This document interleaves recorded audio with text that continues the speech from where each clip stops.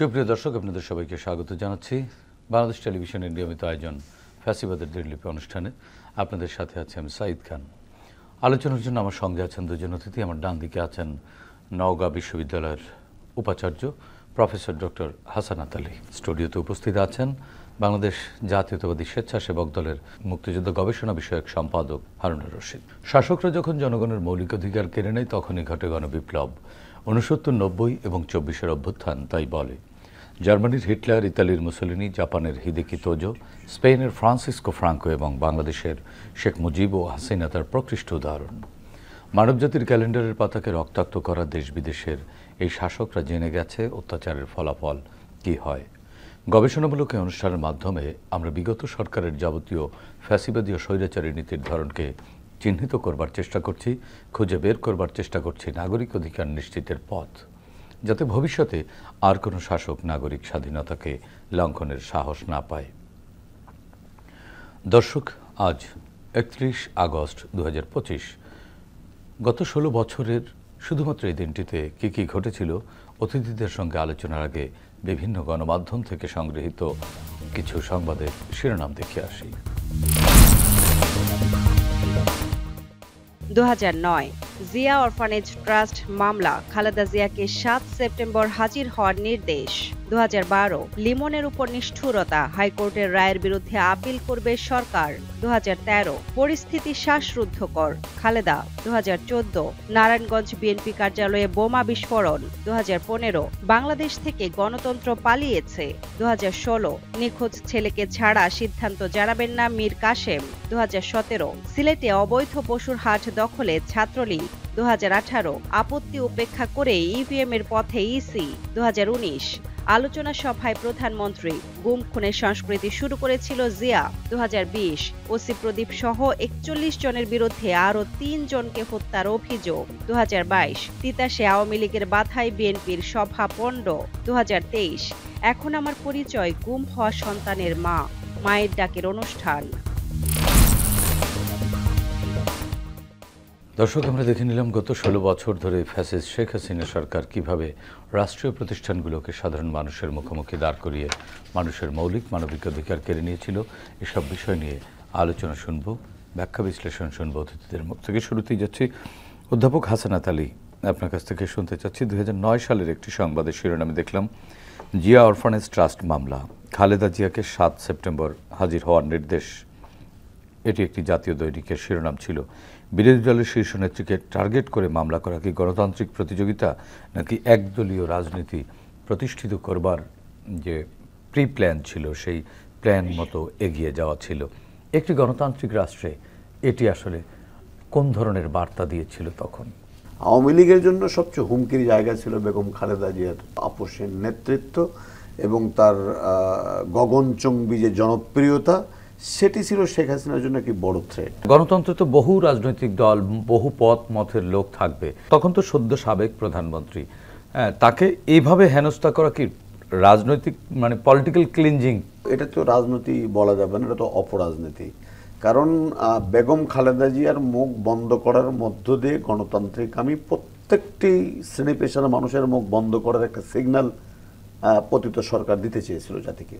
সেটি ছিল সবচেয়ে বড় কথা। আপনি যদি বড়টাকে যদি ধরতে পারেন তাহলে ছোটগুলো এমনিতেই তারা হয়ে যাওয়ার কথা, সেই জায়গায় করেছে। 90-এর স্বৈরাচার বিরোধী আন্দোলনের মধ্য দিয়ে একটা স্বৈরাচারকে ক্ষমতাচ্যুত করে দেশের প্রধানমন্ত্রী হয়েছিলেন। ফ্যাসিজম কায়েমের অন্তরায় খালেদা জিয়া? নিঃসন্দেহে। এবং এখন পর্যন্ত আপনি কি মনে করেন যে বাংলাদেশের এই রাজনৈতিক প্রেক্ষাপটে এখন পর্যন্ত কেউ সমসাময়িক সময়ে তার ধারের কাছে কেউ যেতে পেরেছে? আপনার মনে থাকবার কথা, কিছুদিন আগে বিএনপি এবং অন্তর্বর্তীকালীন সরকারের মধ্যে এক ধরনের অস্বস্তিকর একটি সম্পর্ক তৈরি হওয়ার দ্বার প্রান্তে গিয়েছিল। বেগম খালেদা জিয়ার স্পষ্ট একটি মেসেজ, কোনো বিরোধে জড়ানো যাবে না, গোটা জাতি স্বস্তি পেয়েছিল। দল মত নির্বিশেষে সবাই তার কথার প্রতি শ্রদ্ধা রেখে আপ্লুত হয়েছিল। এখনো বেগম খালেদা জিয়া সমস্ত গণমানুষের শ্রদ্ধার জায়গায় দাঁড়িয়ে আছেন। মানে আপনি কি বলতে চাচ্ছেন যেখানে গণতন্ত্র বা যেখানে বাংলাদেশ, সেখানে বেগম খালেদা জিয়া প্রাসঙ্গিক? শুধু এটা তো প্রাসঙ্গিক, এই পরিবারটাই প্রাসঙ্গিক। শহীদ রাষ্ট্রপতি জিয়াউর রহমানের কাছে ফিরে যাই আমরা একটু পেছনে। স্বাধীনতা সংগ্রামে অনেক সংগ্রামীরা স্বাধীনতার কথা বলে দেশে ছিলেন না, অস্ত্র হাতে লড়াই করেননি, বিদেশে আশ্রয় নিয়েছিলেন। শহীদ রাষ্ট্রপতি জিয়াউর রহমান জানতেন, উনি রিভোল্ট করার পরে জানতেন যদি গ্রেপ্তার হই ফাঁসির কাস্টে ঝুলতে হবে, লড়াইয়ের ময়দানে শহীদ হতে পারি। দুটি ছোট বাচ্চা, স্ত্রী, বিধবা হবে, পিতৃহারা হবে, তারপরও তিনি সেদিন স্বাধীনতার জন্য লড়াই করেছিলেন, রক্ত দিয়েছিলেন। তারপরে আপনি দেখেন পরবর্তীতে বেগম খালেদা জিয়া 9 বছর লড়াই করেছেন। দেশের গণতান্ত্রিক আন্দোলন বা মানুষের বহুদলীয় গণতন্ত্র এবং বাক স্বাধীনতা ফিরিয়ে দেওয়ার ক্ষেত্রে এই পরিবারটা প্রতিনিয়ত জনগণের পক্ষে দাঁড়িয়ে লড়াই করেছে। 18টি বৎসর জনমানুষের ভয়েস হিসাবে গোটা জাতিকে উদ্দীপ্ত করে এই 18 পর্যন্ত তার দলের যে উইং, ছাত্রদল, যুবদল, স্বেচ্ছাসেবক দল এবং সকল শ্রেণী পেশার মানুষকে উদ্দীপ্ত করা, মোটিভেট করা, এই ফ্যাসিজম বিতরণ করার ক্ষেত্রে সেটিও কি এই পরিবারের অবদান নয়? সেটাও অবদান। এইটি করতে যে এই পরিবারটা বিভিন্ন সময়ে বিভিন্ন নির্যাতনের মুখোমুখি দাঁড়িয়েছে, কিন্তু জনমানুষের চাওয়ার সাথে কখনো বেইমানি করে। এখন কি ওনারা শঙ্কামুক্ত? অবশ্যই নয়, অবশ্যই শঙ্কামুক্ত নয়। আপনি তো একজন ফ্যাকাল্টি, আপনার কাছে কি মনে হয় কোন কোন ধরনের শঙ্কা এখনো? দেখেন, নির্বাচন নিয়ে একটা নির্বাচনের মধ্য দিয়ে জাতি এই উত্তরণ করতে চায়, একটা জায়গা থেকে আরেকটা জায়গায় যেতে চায়। গত টাইম আমরা পাস করছি। দেখেন, এখনো যে 24-এর পক্ষ শক্তির কেন্দ্রবিন্দু টার্গেট হওয়ার কথা ছিল পতিত সরকার, তাদের দোসর, তাদের সেই সমস্তগুলোকে এখন পর্যন্ত টার্গেট তারেক রহমান এবং বিএনপি। এটি কেন? এটি বোঝেন না যে এই জায়গাটা কোন জায়গায় তৈরি হলো। তারেক রহমান লন্ডনে মিটফোটের ঘটনা ঘটেছে, নিন্দা জানাই, দুঃখজনক ঘটনা, বিচার হোক আমরা চাই। কিন্তু এটি কি কেন্দ্র করে ঢাকা বিশ্ববিদ্যালয়, রাজশাহী বিশ্ববিদ্যালয়, বুয়েটে যে শব্দ চয়ন করা হলো, সেটা কি 24-এর চেতনা? সেই বাংলাদেশকে আমরা চেয়েছিলাম। তারপরে টার্গেট করছেন বিএনপিকে। আমি 3 টার্মে ভোট দিতে পারিনি, 14তে ভোট দেওয়ার প্রয়োজন হয়নি, 18তে মামলার আসামি শিক্ষক, ভোট দিতে যেতে পারেনি, শিক্ষক হয়েও মামলার আসামি 18 1 নম্বর আসামি আমার নিজের। আমি তখন রাজশাহী ইউনিভার্সিটি ক্লাস শ্রেণীকক্ষে মামলা হয়েছে বগুড়াতে। আমি একা কেন? ঢাকা বিশ্ববিদ্যালয়ের সিনিয়র শিক্ষক মোর্শেদ হাসান খান, তাজমিরি ইসলাম, বিএনপি স্ট্যান্ডিং কমিটির senior member barrister Rafiqul Islam Mia স্যারের মিসেস, যিনি প্রকৌশল অনুষদের ডিন, এরকম শত শত নিরপরাধ শিক্ষকদেরকে গায়েবী মামলার কথা শোনেননি আপনি? সেই গায়েবী মামলা দিয়ে জনমানুষের বা বুদ্ধিজীবীদের, সুশীল সমাজের সকল পেশাজীবীদের মুখ বন্ধ করার চেষ্টা হয়েছে। আপনি নিজে নির্যাতিত হননি, জেলখানায় যাননি কেন? কলম ধরেছিলেন বলে তো ওই ফ্যাসিস্টের বিরুদ্ধে।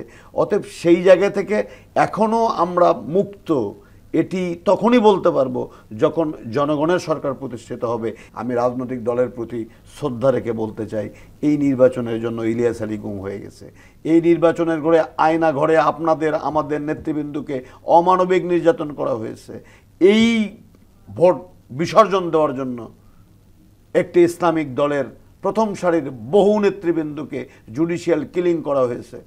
এই বিষয়গুলো মাথায় রেখে যেন আমরা একটা জনগণের সরকার পাই, যে সরকার ন্যায়ের শাসন বাংলাদেশের প্রতিষ্ঠিত করবে এবং জনমানুষের আকাঙ্ক্ষা বাস্তবায়নে কাজ করবে। সেই নির্বাচন যেন আমাদের, আপনাদের কারু ভুল সিদ্ধান্তের কারণে বাধাগ্রস্ত না হয়, পথভ্রষ্ট না হয়, সেই ভূমিকাটা রাজনৈতিক দলের কাছ থেকে আমরা প্রত্যাশা করি। জি হারুন ভাই, আপনি তো একেবারে মাঠের রাজনীতিক, এখন একেবারে বাট দাপিয়ে বেড়াচ্ছেন। বেগম খালেদা জিয়ার যে ত্যাগ, সেই ত্যাগের প্রতি শ্রদ্ধা রেখে সঠিক ধারার রাজনীতি চর্চা করা বা শীর্ষ নেতৃত্বের বার্তা বুঝতে পারায় কোনো ঘাটতি আপনি পেয়েছেন? কেন এই ঘাটতিটা কেন? দীর্ঘদিন কিন্তু হাসিনা দেশটা শাসন করেছে একনায়কতান্ত্রিক কায়দায়, ফ্যাসিজম কায়েম করেছিল। এই প্রজন্মের যারা আজকে যারা 25 বছর 30 বছর বয়স যাদের, তারা কিন্তু বুঝেছে যে ওটাই ছিল রাজনীতি, ওটাই ছিল তারা রাজনীতি। কারণ রাজনীতির যে দর্শন, প্রকৃত যে রাজনীতি, গণতান্ত্রিক যে মূল্যবোধ, গণতান্ত্রিক যে চর্চা, ভোটের যে একটা ভোট, গণতান্ত্রিক যে ভোট, সেই ব্যবস্থার সাথে কিন্তু এই প্রজন্মটা পরিচিত না, পরিচিত হতে দেয়া হয়নি। জি, আজকে যারা এই যে স্বেচ্ছাসেবক দলের কথা বললেন, ছাত্র দলের কথা বললেন, তারাও তো একই অবস্থার মধ্যে দিয়ে গেছে। তারা চোখের সামনে দেখেছে কিভাবে মানুষ খুন করে রাজনীতি করতে হয়, তারা চোখের সামনে দেখেছে কিভাবে মানুষ গুম করে রাজনীতি করতে হয়, তারা পুলিশের টর্চার দেখেছে, তারা র্যাবের অত্যাচার দেখেছে, নির্মমতা দেখেছে, তারা একটি সরকারের মুখের বাণী শুনেছে কিভাবে মানুষকে হত্যা করার অর্ডার তারা দিতে পারে, তারা মন্ত্রীদের দাম্ভিকতা দেখেছে, দুর্নীতি দেখেছে। এই পরিবেশ পরিস্থিতির মধ্যে থেকে মানুষ যেটা শিখেছে, এই জায়গা থেকে বের করে আনাটা তো খুব টাফ, খুব টাফ। তারপর আপনি সময় সাপেক্ষ। আপনি দেখেন যে আওয়ামী লীগ যারা করেছে, ছাত্রলীগ যারা করেছে, যুবলীগ যারা করেছে, কৃষক লীগ যারা করেছে, তাদের অবস্থাটা দেখেন। তাদের প্রত্যেক আপ টু বটম, একদম গ্রাম থেকে শুরু করে রুট লেভেলের যে একদম একদম ছোট কর্মী থেকে শুরু করে শেখ হাসিনা পর্যন্ত প্রত্যেকে কিন্তু একই ধরনের স্ল্যাশ ল্যাঙ্গুয়েজ ইউজ করেছে, একই ধরনের করাপশন করেছে, একই ধরনের দুর্নীতি করেছে, একইভাবে মানুষকে ভয়ের মধ্যে রেখেছে, থ্রেট দিয়েছে, কথায় কথায় মামলা দিয়েছে। এই যে নিপীড়নের জায়গাটা, এটা কিন্তু মানুষের ভিতরে ঢুকে গেছে। এখন যদি আপনি বলেন এটি কি তারা রাজনৈতিক সংস্কৃতি মনে করে, ওরা এটাই মনে করেছে, কারণ তারা তো দেখে নাই, তারা কিন্তু 91 থেকে 96 রাজনীতিটা দেখে নাই। তাদেরকে জিয়াউর রহমানের রাজনীতিটা পড়তে দেওয়া হয় নাই, তাদেরকে পড়তে দেওয়া হয়েছে শেখ মুজিবের রাজনীতি, তাদেরকে ইতিহাস পড়ানো হয়েছে শেখ হাসিনার যে দীর্ঘ 16 বছর। তার মানে কি শেখ মুজিবের রাজনীতি কোনো রাজনীতি না? অবশ্যই না। যখন আওয়ামী লীগ প্রতিষ্ঠিত 1949 সালের 23শে জুন মাওলানা আব্দুল হামিদ খান ভাসানী এবং শামসুল হক, এই শামসুল হককে কিন্তু কারাগারে পাগল করেছিলেন এই শেখ মুজিবুর রহমান, ওই আওয়ামী মুসলিম লীগের সাধারণ সম্পাদক হওয়ার জন্য। মাওলানা ভাসানীকে উনি কীভাবে উৎখাত করলেন? উনি আওয়ামী লীগের সভাপতি হলেন 66-তে এসে। এই 66-তে উনি আওয়ামী লীগের সভাপতি হওয়ার পর থেকে কিন্তু এই আওয়ামী লীগের সমস্ত ক্ষমতা উনি ক্যাপচার করার জন্য যা যা করার উনি সব কিছুই করেছেন। অবস্থার প্রেক্ষিতে তখন হয়তো মানুষ, যেহেতু বিকল্প কোনো রাজনৈতিক দল ওইভাবে তখন শক্তিশালী উঠতে পারে নাই, এ কারণে শেখ মুজিবকে মানুষ তখন একজন আইকনিক লিডার হিসেবে গ্রহণ করেছিল। কিন্তু শেখ মুজিব বিকল্প না থাকার কারণে শেখ মুজিব কিন্তু সেটা হচ্ছে আপনার 70 সালের নির্বাচনে মানুষ সেখানে ভোট দিয়েছিল। কিন্তু যখন 70 সালের নির্বাচনের পরবর্তী সময় শেখ মুজিবের ভূমিকাটা আপনি দেখেন, শেখ মুজিব কিন্তু আপোষ করেছিলেন পাকিস্তানের সাথে। তিনি কিন্তু বলেছিলেন যে আমি পাকিস্তানের প্রধানমন্ত্রী হতে চাই একদিনের জন্য হলো। উনি বলেন নাই যে আমি বাংলাদেশের প্রধানমন্ত্রী হতে চাই একদিনের জন্য, উনি বলেছিলেন পাকিস্তানের প্রধানমন্ত্রী হতে চাই। দ্যাট মিনস তিনি কিন্তু চান নাই যে বাংলাদেশটা স্বাধীন হোক। তিনি আপোষ করেই কিন্তু তিনি পাকিস্তানের কারাগারে যে আরাম বিশ্রামে ছিলেন এবং এদেশের মানুষ রক্ত দিয়েছিল, জীবন দিয়েছিল। আমার মা বোনেরা কিন্তু সে সময় ইজ্জত সম্ভ্রম হারিয়ে এ দেশটাকে স্বাধীন করেছিল। শেখ মুজিবুর রহমান সেই মানুষের ত্যাগ তিতিকাকে অবমূল্যায়ন করে উনি কিন্তু এই গণতন্ত্রকে হত্যা করেছিলেন, একদলীয় বাকশাল তিনি কায়েম করেছিলেন এবং তিনি এদেশের ওই গুম খুনের যে রাজনীতি, সেটাই কিন্তু তিনি এই বাকশাল কায়েমের পরবর্তী সময় আলোচনায় আমি একটু যোগ করতে চাই। 2013 সালে বেগম খালেদা জিয়া কিন্তু এরকম একটি কথা বলেছিলেন, পরিস্থিতি শ্বাসরুদ্ধকর। হ্যাঁ, তো আসলে শ্বাসরুদ্ধকর সেই শুরু থেকেই হয়েছিল। বেগম খালেদা জিয়া একজন আইকনিক লিডার, তিনি একজন স্টেটসম্যান। তিনি গৃহবধূ থেকে তিনি যখন রাজনীতির মাঠে আসেন, উনি কিন্তু একেবারে তৃণমূল পর্যায়ে সাধারণ মানুষের বাসায় যে পান্তা ভাত খেয়ে কাঁচামরিচ খেয়ে কিন্তু তিনি রাজনীতি করেছেন। তিনি দেখেছেন মানুষের পালস, বুঝেছেন মানুষের ভাষা, মানুষ কি চায়। তিনি সেই জায়গা থেকে কিন্তু রাজনীতিটা শিখেছেন। 2011 সালে যখন শেখ হাসিনা আপনার তত্ত্বাবধায়ক সরকার বিলুপ্ত করে দিলেন এবং 2009 সালের নির্বাচনের পরে যখন তিনি গুম খুনের রাজনীতি করলেন এবং কথায় কথায় বিরোধী দলের রাজনীতিবিদদের বিরুদ্ধে মামলা দিয়ে তাদেরকে জেলে ঢুকানো শুরু করে দিলেন, তখন দেশনেত্রী বেগম খালেদা জিয়া বুঝতে পেরেছিলেন এদেশে আগামীতে কি হতে যাচ্ছে।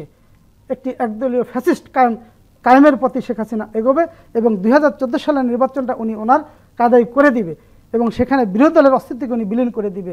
সেটাই কিন্তু পরবর্তীতে কার্যকর হয়েছে। দেশনেত্রী বেগম খালেদা জিয়া যেটা অনুভব করেছিলেন, অনুমান করেছিলেন এবং যেটা বলেছিলেন, পরবর্তীতে শেখ হাসিনা কিন্তু সেটাই বাস্তবায়ন করেছিলেন। রাজনৈতিক প্রজ্ঞা এবং অভিজ্ঞতার আলোকেই তিনি বুঝতে পেরেছিলেন যে বাংলাদেশ আসলে একটি অন্ধকারের দিকে এগিয়ে যাচ্ছে। হাসনাত ভাই, এই যে মনে করেন আপনারা দুজনই বললেন যে দীর্ঘ দুঃশাসন, পুরো সময়টাই এক প্রকার অন্ধকারাচ্ছন্ন ছিল, গণতন্ত্র বা রাজনীতি বলে আসলে ওরকম কিছু ছিল না। যেটি চর্চা হয়েছে সেটি আসলে এক প্রকার সন্ত্রাসী কর্মকাণ্ডকে রাষ্ট্রীয় পৃষ্ঠপোষকতা দেয়া বা রাজনীতির নামে সন্ত্রাসকে ব্র্যান্ডিং করা। 16 বছরের রাজনৈতিক দলগুলোর আন্দোলন সংগ্রাম এবং এর সফল পরিণতি হচ্ছে 24-এর গণ অভ্যুত্থান, জুলাই আগস্টের 36 দিনের আন্দোলন। সেই আন্দোলনের যে ত্যাগ এবং যেই শহীদদের রক্ত, এই সব কিছু মিলিয়ে একটি বছর পার করে এসছি সেই অভ্যুত্থানের পর। আমাদের রাজনীতিকরা কতটা শিখতে পেরেছে, কতটা বদলেছে? রক্ত তো শুকায়নি এখনো। বদলাইছে তো অবশ্যই। আপনাকে বলি, গত 18 বছরের শেখ হাসিনার প্রধানমন্ত্রীর দপ্তরে বিএনপি, জামাত বা অন্যান্য রাজনৈতিক দল, অধিকাংশ রাজনৈতিক দলই না ডাকেইনি তো, যাওয়া তো দূরের কথা, ডাকেইনি। কোনো আলোচনা হবে না, কোনো বৈঠক হবে না, কোনো ডায়ালগ হবে না, কথাই তো ছিল সেটা। কিন্তু এখন তো প্রধান উপদেষ্টার অফিস তো খোলা, চাইলেই তার সাথে কথা বলা যায়। এটা পরিবর্তন। ঐক্যমত্য কমিশন দীর্ঘ আলোচনার মধ্য দিয়ে 84টি পয়েন্টে একমত পোষণ করেছে। প্রথম দফা, দ্বিতীয় দফা, ম্যারাথন আলোচনা। কেন? এই 24-এর চেতনার আলোকে স্বাধীনতা, মুক্তিযুদ্ধ, সংবিধান, ভূখণ্ড, 90-এর স্বৈরাচার বিরোধী আন্দোলন, ভাষা আন্দোলন, সবগুলোকে এক জায়গায় করে একটি নতুন বন্দোবস্তের বাংলাদেশ তৈরি করার জন্য আলোচনা করছে। পরিবর্তন বলবেন না? একটি মহল অনিশ্চয়তাও দেখছে। সে অনিশ্চয়তা থাকবেই। রাজনীতির সৌন্দর্যই এটা। সাইদ ভাই, সবাই যদি আপনার সাথে একমত হয় তাহলে তো শেখ মুজিব বাকশাল করতে চেয়ে পারেনি তো। গণতন্ত্রের সৌন্দর্যই হলো আলোচনা থাকবে, মতপার্থক্য থাকবে এবং মতবিরোধ থাকবে, কিন্তু নির্বাচনের মধ্য দিয়ে জনগণ যে রায়টা দেয় সেই রায়ের প্রতি শ্রদ্ধাশীল থাকবে। আপনি বলছেন যে বিতর্ক চলুক, বিতর্ক থাকবে কিন্তু শত্রুতা না। না, সেটা বিতর্কের মধ্য দিয়েই ভালো কিছু বের হয়ে আসবে। এই যে আমরা এতদিন আলোচনা করলাম ঐক্যমত্য কমিশনের মধ্যে, ভালো কিছু পেয়েছি তো আমরা। 70 অনুচ্ছেদের সংশোধন পেয়েছি, তত্ত্বাবধায়ক সরকার ফিরে পেতে যাচ্ছি। তারপরে আমাদের রাষ্ট্রপতি, প্রধানমন্ত্রীর ক্ষমতার যে ভারসাম্য, আকাশচুম্বী ভারসাম্যহীনতা, সেই ভারসাম্য ফিরে আসবে, সেটা আমরা পেয়েছি। এই যে পরিবর্তনগুলো চাননি, পরিবর্তন পেয়েছেন। আপনি শুধু রাষ্ট্রীয় শাসন কেন, আপনি যে দুর্নীতি দিয়ে শুরু করলেন, গত 18টা বছর আমার দেশের ব্যাংকিং সেক্টরটাকে লুটেরাদের অর্থনীতি পরিণত করা হয়েছিল। কারা করেছিল? আপনার একজন মন্ত্রীর 368টি বাড়ি পাওয়া যায় লন্ডনে। করেছেন বিচার?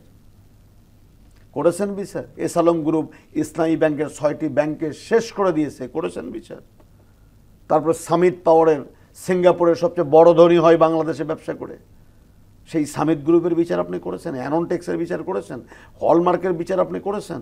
এই যে ব্যাংকগুলা, বাংলাদেশ ব্যাংক ভোল্ট থেকে টাকা চুরি হয়ে গেল, তাদের বিচার আপনি করেছেন? মামলা দিয়েছেন? ইভেন বাংলাদেশ ব্যাংকের ভল থেকে টাকা চুরি করার তদন্ত রিপোর্ট পর্যন্ত আবুল মুঈদ কষ্ট দুঃখ করে পার্লামেন্টে বলেছেন যে এটা প্রকাশ করতে পারলাম না আমি।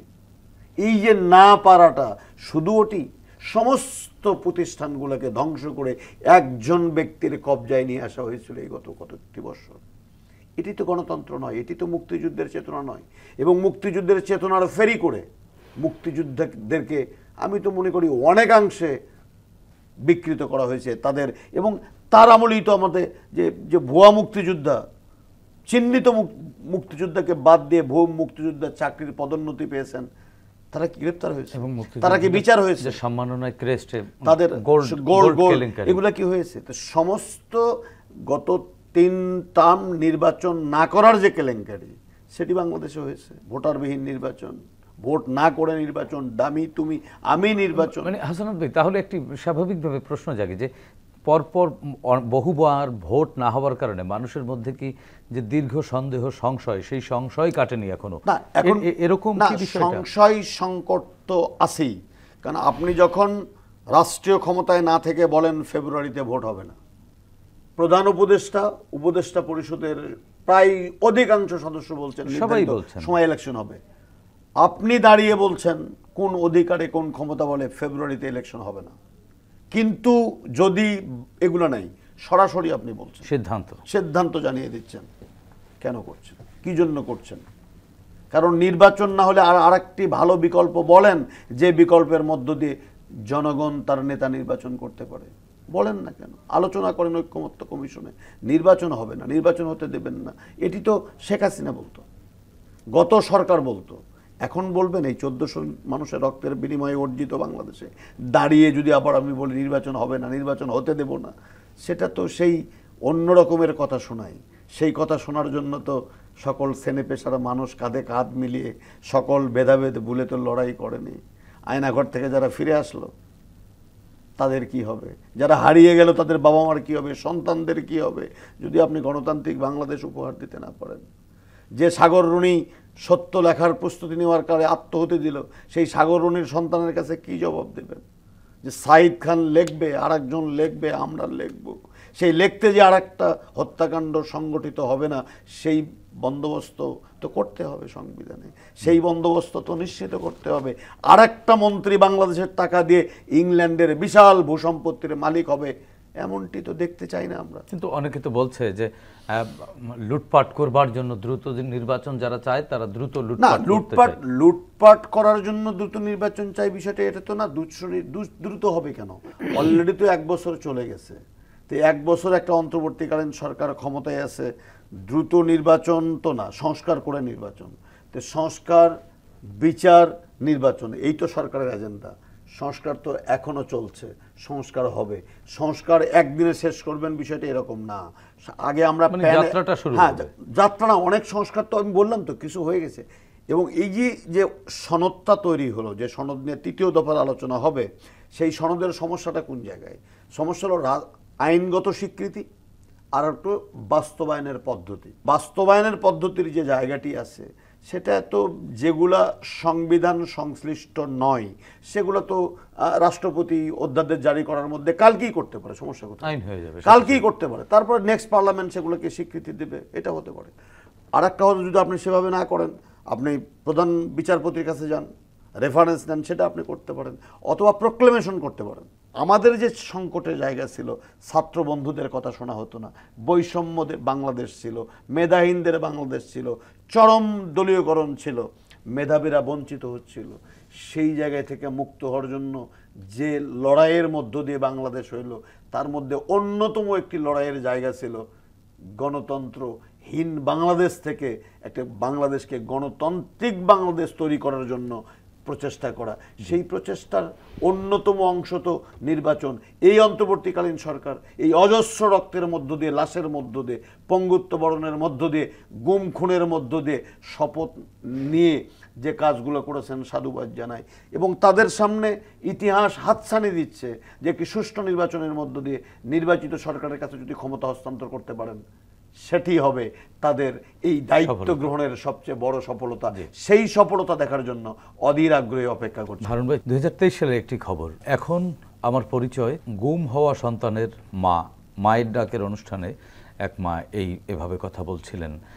কোনো এক মা কখন এরকম কথা বলে যে আমার পরিচয় এখন গুম হওয়া সন্তানের মা, সন্তানটি হারিয়ে যায়? বেদনার জায়গা থেকে কথাটা বলা হচ্ছে। একজন মা তার সন্তানকে সামনে দেখতে পাচ্ছে না, একজন মায়ের সামনে থেকে তার সন্তানকে আইন প্রয়োগকারী সংস্থা বলেন আর রাষ্ট্রীয় সন্ত্রাসী বাহিনী বলেন তুলে নিয়ে গেল। সেই সন্তান কোথায় আছে আমি জানি না। এই যে আমার সন্তান আমার চোখের সামনে থেকে চলে গেল, সে কোথায় আছে, এই না জানার যে বেদনা, যে দুঃখ যন্ত্রণা, একজন মা ছাড়া আর কেউ বুঝতে পারবে না।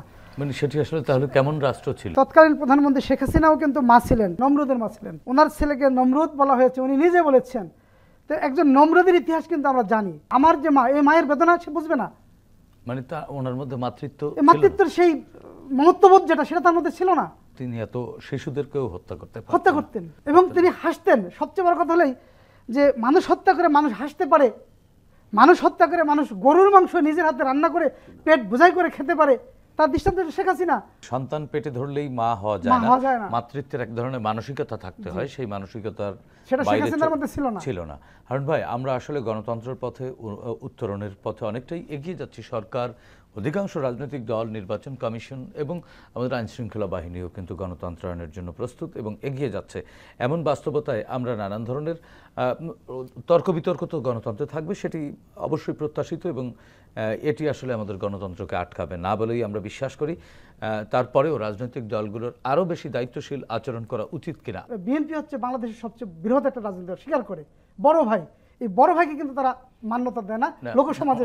বড় ভাইয়ের তো একটু স্যাক্রিফাইসও বেশি করতে হয়। হ্যাঁ, বড় ভাই তো স্যাক্রিফাইস করতেছে, আচ্ছা আচ্ছা, সব জায়গায় করতেছে। তারেক রহমান সাহেব রাজনীতির জন্য, গণতন্ত্রের জন্য যে ত্যাগ স্বীকার করেছেন, জিয়া পরিবার যে ত্যাগ স্বীকার করেছেন, যে আপসীনতা দেখিয়েছেন একদম শুরু থেকে আজ পর্যন্ত, এটা বাংলাদেশের পৃথিবীর ইতিহাসে বিরল, এমন ঘটনা নাই। সুতরাং এই পাঁচটুকু বোঝার ক্ষমতা কিন্তু ওই রাজনৈতিক দলগুলোর নাই। নিশ্চয়ই তারা অনুধাবন করতে পারবে। হাসনাত ভাই, 30 না, সেকেন্ডের পরামর্শ। বিষয়টা আমি এরকম মনে করি না। এখন পর্যন্ত বাংলাদেশের কোনো রাজনৈতিক দল নির্বাচন করবেন না এই ধরনের কোনো ঘোষণা দেননি। বরং উনি যে দলের দিকে ইঙ্গিত করছেন তারা আরো বিএনপির থেকে এক ধাপ এগিয়ে। তারা বাংলাদেশের প্রায় 300 আসনে প্রার্থী ঘোষণা করেছে এবং প্রথমবারের মতো পোস্টারে ছবি ব্যবহার করে তারা প্রচারণা করছে। এনসিপি বলেছে যে গণপরিষদ নির্বাচন হলে, ডিসেম্বর নির্বাচন হলে আমাদের সমস্যা। নির্বাচন সবাই চায়, প্রশ্নটি হলো নির্বাচন কখন চান, কোন পদ্ধতি চান, সেগুলো নিয়ে ছোটোখাটো বিরোধ রয়ে গেছে। আমি মনে করি তৃতীয় দফার যে আলোচনা হবে, আমি আশাবাদী মানুষ, এটা মীমাংসিত হবে, মীমাংসিত হতেই হবে। আপনি সবাইকে নিয়ে রাজনীতি করবেন, ইনক্লুসিভ রাজনীতি করবেন। যে ইনক্লুসিভনেসের জন্য 18 বছর লড়াই করলাম, ইলিয়াস আলী হেরে গেল আপনাদের নেতা। বরং সবাইকে নিয়ে, সবার মতামতের ভিত্তিতে দেশ পরিচালনা করবেন, যেটা আপনাদের নেতা জনাব তারেক রহমান বলেছেন যে নির্বাচনের পরে সমস্ত অংশগ্রহণকারী নেতৃবৃন্দকে নিয়ে একটি সর্বদলীয় সরকার বা জাতীয় সরকারকে গঠন করে যে চ্যালেঞ্জগুলো রয়েছে আগামী দিনের বাংলাদেশের, অর্থনৈতিক চ্যালেঞ্জ, সুশাসনের চ্যালেঞ্জ, বিচারাঙ্গনের চ্যালেঞ্জ, সামাজিক চ্যালেঞ্জ, শিক্ষার চ্যালেঞ্জ, এটা এককভাবে কোনো রাজনৈতিক দলের পক্ষে মোকাবেলা করা খুবই ডিফিকাল্ট। অতএব সেই ডিফিকাল্টিজ ওভারকাম করার জন্য কাউকে শত্রু না ভেবে, সহযোগী ভেবে, ভুল বোঝাবুঝি থাকলে তাদেরকে কাছে টেনে নিয়ে এসে আলোচনার মাধ্যমে সেই ভুল সমাধানের মধ্য দিয়ে একটি গণতান্ত্রিক বাংলাদেশ হোক, শান্তির বাংলাদেশ হোক, বৈষম্যহীন বাংলাদেশ হোক, এবং সর্বশেষ আমার তরুণ সন্তানরা যারা জীবন দিল, রাষ্ট্রের সকল ক্ষেত্রে মেধাবীদের মূল্যায়ন হোক, সেই প্রত্যাশা করি। ধন্যবাদ হাসনাত ভাই। হারুন ভাই, এই রাজনীতির জন্য একটা ঐক্যমত্য হওয়ার দরকার সমস্ত জায়গায়। পুরান ঢাকায় একজন খুন হলো, তারেক রহমান সাহেব আছে লন্ডনে, তাকে নিয়ে যে বিরূপ মন্তব্য করা হলো, এটা কি রাজনৈতিক শিষ্টাচার? এই অবস্থা থেকে পরিত্রাণ পাওয়ার জন্য রাজনীতি কিন্তু ষড়যন্ত্র সবসময় থাকে, মানে শেষ হয়ে গেছে, শেষ হয়ে যাবে, বিষয়টা এরকম না। রাজনীতির ষড়যন্ত্র সর্বাবস্থায় থাকে। নির্বাচন না হওয়া পর্যন্ত বলাই যাবে না যে নির্বাচন হবে, এটা বলা যাবে না, কিন্তু সবার আন্তরিকতা থাকতে হবে, আছে। এখন এই ধরনের ব্লেম কেসে যদি আপনারা আমাদেরকে দোষারোপ করেন, বা আমার শীর্ষ নেত্রী যিনি লন্ডনে থাকেন উনি জানেই না, তাকে নিয়ে বিরূপ মন্তব্য করেন, সেটা তো ঐক্যমত্যের জায়গা না। নিশ্চয়ই। সুতরাং আমাদের সবাইকে এই জিনিসগুলো রিয়ালাইজ করতে হবে। ধন্যবাদ হারুনুর রশিদ। ধন্যবাদ আপনাকে। ধন্যবাদ অধ্যাপক ডক্টর হাসানাত আলী আপনাকেও। প্রিয় দর্শক, 24-এর ছাত্র জনতার গণ অভ্যুত্থান পৃথিবীর ইতিহাসে নতুন পরিচিত করেছে বাংলাদেশকে। জনগণ শাসকের শোষণ নয়, চায় স্বচ্ছতা ও জবাবদিহিতামূলক রাষ্ট্র ব্যবস্থা, যার মাধ্যমে রাষ্ট্রে তাদের অধিকার নিশ্চিত হবে, প্রজা থেকে হয়ে উঠবেন নাগরিক। আসুন নতুন এই বাংলাদেশকে আমরা নাগরিক বান্ধব হিসেবে গড়ে তুলি, সাধ্যমতো ভূমিকা রাখি দেশ ও জাতি গঠনে। দর্শক, দেখা হবে আগামী পর্বে নতুন অতিথির সঙ্গে। ততক্ষণ পর্যন্ত ভালো থাকুন, সুস্থ থাকুন, বাংলাদেশ টেলিভিশনের সঙ্গেই থাকুন। খোদা হাফেজ।